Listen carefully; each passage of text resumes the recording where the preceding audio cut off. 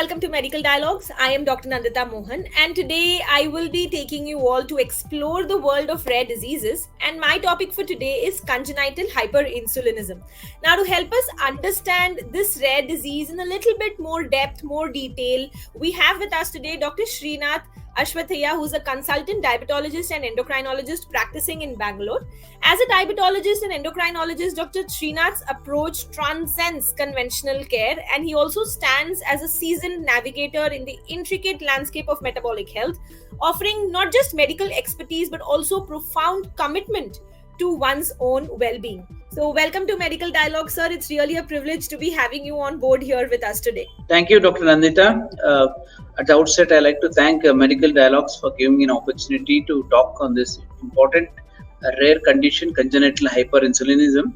And I welcome all the doctors for this session. So there are two things about this. Congenital hyperinsulinism or hyperinsulinemic hypoglycemia both mean the same. So that's no confusion about that, okay? So I'll be using it interchangeably there. So although it is a rare condition, it's one of the common cause of persistent and recurrent hypoglycemia. It's a group of clinically, genetically and histologically heterogeneous disorder which is characterized by inappropriate insulin secretion. So this is very important for us from the beta cells in presence of low glucose levels. I'll explain as we go along so that we can understand much better. The incidence is rare. In real world statistics, we have 1:25,000 to 50,000 live births in general population, and gets closer or more commoner in one consanguineous marriage with 1:2,500 ratio. So what happens is extremely important for us to understand. In terms of normal population, when we have a glucose load, there is a balance between the glucose and the insulin production. The high glucose, then the body reacts, the beta cells in the pancreas get stimulated, release insulin according to the glucose between insulin and glucose. So there's a normal physiology there. In situations where there is already someone is healthy, but because of external factor, the body tends to react in different way. There is too much of insulin, less glucose there, but there is also a defense where the body releases fatty acids, ketones, and thereby it is able to release more glucagon, and there is some sort of compensatory mechanism, which is exactly lost in congenital hyperinsulinemia. So what is this condition? So let us learn. I made it simplified. So as I told you, it's a common cause of severe persistent hypoglycemia in a newborn or in a neonatal period or early childhood. So prolonged hypoglycemia, we know that it can cause irreversible brain damage. So incidence, we have learned already about it. I don't need to waste time there. Why is it important for us to? It's important because we know that as beta cells pancreatic level, it is important to release both the insulin secretion based on the glucose, because there is receptors which are around the beta cells which would prevent the glucose entering into the beta cell. So in this situation, the pancreas get confused. It releases more insulin than any glucose. So that causes a serious hypoglycemia. Why is it important for us to be aware? It is extremely important for us because it can cause serious concern in child. It can cause seizures, can cause brain injury. It can even cause permanent disability. So it is very important for us to aware, identify and treat it. And what are the important causes? Important causes is why would someone should get it out of the hand? It could be from congenital, as the name says, congenital from birth because of some genetic cause. It also could be from sporadic, anybody could get it. And finally, syndromic presentation. There are other syndromes which can cause hypoglycemia, but brain, as you know, does not have a compensatory mechanism. It needs glucose as an ATP, which is the most important energy for us to survive, cells to survive. And if brain is depleted of glucose, then it will have a serious damage. And we know in children and babies, they need more than that, 5 to 10 times higher glucose than children. So as I said, it could present at birth, but 60% of the babies do develop hypoglycemia in the first month of life, 30% maybe in the later part. So it is seen in first few days of life. 60% of the babies develop hypoglycemia during first month, 30% diagnosed later part of the first year. So sometimes the clinical feature may not be as seen in any low sugars like irritability, increased sleepiness, abnormal breathing pattern, high pitched cries, sweating or so. But in older children, the presentation can eventually catch up and they can cause severe headache, confusion, dizzy spells, repeated mistakes at school, or seizures can develop in severe cases. Clinically, they may have low temperature and the body may appear very flabby. What are the facts? It's very important. As I told you, causes can be genetic, sporadic, or syndromic presentation. It could be a transient, which means it comes and goes, especially in someone who's got risk factors. As I said about maternal, important to note is the maternal diabetes, mother having diabetes during pregnancy, and then body defense mechanism may take a little time, and it could be having someone with a low intrauterine growth retardation, what we talk, and there could be asphyxia, birth asphyxia, or small for gestational age, could be one of these where there could be transient. But the longer term duration is extremely important because there is an importance about identification, management, and treatment as well. And presentation can also be very mild or severe, as you see. But the most important to note that the defect lies in the pancreas. It could be just a focal or diffuse. If untreated, it can be life-threatening and extremely dangerous. So what happens if someone doesn't treat this condition? As you know, brain is very dependent on glucose. If brain doesn't receive glucose, you can develop developmental disorder, seizures, brain damage, and death. So these are the risk factors I have clearly highlighted. And to add to that syndromic presentation, just to add one of the syndrome out of my hat is the Turner syndrome, for example, could present with insulinic hypoglycemia. Now the diagnosis looks very simple. Someone with hypoglycemia, clinical features you identified, okay, you check the glucose, it is low. Now you need to look at other factors like detectable insulin. This may take time for the lab to identify. So you don't have to do much. Get the glucose, check, it is low, treat it. While you treat, you could also take a sample for insulin and C-peptide at least to know. And many of the intensive or the emergency cares or the first units have blood gas machines where you can look for ketones or urinary ketones as a simple lab procedure, or blood gas to look at the acid levels, the free fatty acids levels. To our surprise, when we have a low blood glucose and you need to have higher ketones or high free fatty acids as a defense mechanism, but this is lost because what is happening there is when the glucose enters into the beta cell, all these triggers happening because glucose is stored in the liver as a glucose as a glycogen. When this doesn't happen, when the glucose itself doesn't enter the pancreatic beta cell, this mechanism fails.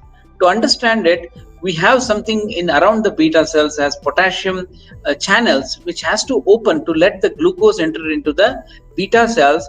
Eventually, the ATP is released and the insulin is triggered so that there is an insulin mechanism for the glucose released. So there is a fine balance, which actually in congenital hyperinsulinemia, this potassium channel blockers completely do not open so that the glucose doesn't enter the beta cells, but the beta cells gets confused, releases more insulin, and this is how the compensatory is lost. Irrespective whatever it is, you need to treat the child, as we said earlier, with good glucose, and you may even give a glucagon because glucagon acts very quickly and extremely good response is noted in these children. There is also injectable octreotide, which we'll learn about it later on. What are the other tests it will help us in diagnosis? There may be genetic testing and there is a PET-CT scan, which I'll be talking to you later on. So the defects what we see in pancreas, as I told you, the fundamental lies in the pancreas. It could be focal lesion on the left side or there's a diffuse which is seen on the PET scan. So we need to identify this important. So treatment, as I told you, parenteral glucose, which is injections, glucagon, and frequent feeding to prevent this happening. And the long term, we have medical treatment in terms of tablets. Then you have the injectables, which is the diazoxide. Thiazides are given for diazoxide, and also nifedipine, octreotide as injectables. If nothing works, we'll have to go for a permanent cure, which is surgical, either a partial, subtotal, or near total pancreatectomy. Now, and important for us to understand how the medicine works. Diazoxide, which is a potassium ATP channel opener. I told you, remember, you just consider yourself as a beta cell sitting there, and a glucose enters the beta cell. How does it enter? With this potassium channel. If this potassium channel doesn't open, the glucose doesn't enter the beta cell, but at the same time, insulin is produced from the glucose, from the pancreas. So this diazoxide opens this ATP potassium channel so that the glucose is released and insulin and glucose works together, binding to the receptor, which is sulfonylurea receptor 1. Now it is available as a tablet form, 50 mg 3 times. Because it causes fluid retention, it's always given with a diuretic thiazides, and the effect, at least you need 5 days to achieve, so that you might have to continually treat this child with some IV infusion and see how the response is. Suppose diazoxide doesn't work, you need to think quicker and move on. So to stand back, you have octreotide as injectable forms. How does that work? It works activation of the somatostatin receptors 2 and 5. So it inhibits the calcium mobilization, that whereby the synthesis and the secretion of insulin is reduced. This is important for us to know. This is the picture which I am trying to tell about the glucose in beta cell as a whole. ATP is sitting here, glucose, and you have the potassium channels, and also there is calcium for the insulin to be inhibited. So diazoxide is a potassium channel opener, nifedipine is a calcium channel blocker. So if you are blocking the calcium, the insulin release is reduced. So this is very important for us to know. So what is that you can, as practitioners, do when you identify a child with hypoglycemia is to ensure the glucose levels are taken, the insulin and the C-peptide levels are taken, and also you check for ketones in the urine, and you start treating with the intravenous glucose and see the response by starting once it's a temporary situation, the glucose, whatever you have treated, the child gets better over a period of times. By 72 hours, the child might get better if it's a transient. What happens in permanent situation is when you still treat with glucose and you stop, that's hypoglycemia happening, recurrence. You can easily identify this clinically, that someone who has a larger baby than the normal cohorts and having repeated hypoglycemia could be one of the genetic mutations. So you need to start thinking that it could be not the potassium channel that is the problem, it is actually the defect in the receptor level which is the problem. So genetic studies are extremely very important. So the two important genes for us to remember is the ABCC8 and the KCNJ11 genes. Why this is important? Because no matter how much you give diazoxide, it doesn't work because it's the receptor level. Here what we need to do is treat the child with intravenous infusions with an expertise level. You need to refer this situation, genetic analysis taken, and if it's positive for these two genes, then the treatment invariably will be surgical. So you need to then identify with a PET scan, which is a FDG, PET, DOPA, PET CT, where they look at the pancreas, whether it's a focal or a diffuse. If it's a focal, you can do a subtotal pancreatectomy, and if it's a diffuse, it has to be almost a total pancreatectomy, and you need to then anticipate for hyperglycemia, and the child may require insulin. That is a different pathway. But in someone who is able to respond to diazoxide, you might be in a position where you can bring this child to clinic and see observation of the diazoxide medication, see for any hypoglycemic episodes. If there are none, then you can actually monitor without the medication, and then over long term you can be having follow-ups. But however, if someone doesn't respond to who has a recurrence after stopping octreotide, the diazoxide, then you might have to think about other continuing the diazoxide or adding the octreotide or nifedipine, as we said, and then still you need to look at the PET CT to look for any diffuse or any focal. And if you can identify in unresponsive to diazoxide or octreotide, you might have to refer to the surgeon. That this is all high expertise sort of clinical setup. You have, it has to be super specialty, multidisciplinary management between the endocrinologist, between the genetist, and between the biochemist, and also the surgical and the pediatric team. So it's a combination where nutritionist as well. So it's a multidisciplinary approach on this condition. I hope this presentation has helped you to at least identify, aware of this condition. Now you'll be seeing hypoglycemia. You need to think, is it a temporary or a permanent? You need to think whether it is coming from the risk factors I told you from the maternal side, diabetes or any IUGR or the SGA or the asphyxia or syndromic, or is it a genetical? And if it's a genetical, it's a large baby with hypoglycemia, you need to ensure that these patients are seen by the pediatric team in a high intensity unit with a pediatric endocrinologist looking at it, because this can be extremely detrimental. If you do not treat this correctly, it can lead to poor brain development, damage, seizures, birth asphyxia, asphyxia in the long term, seizures, comatose, and it could be very irreversible change. So we all need to be aware of this condition, know our limitations, how much we can do, and referral to the right specialty so that eventually the child doesn't develop any long-term neurological defects. Thank you, one and all, for your patient hearing.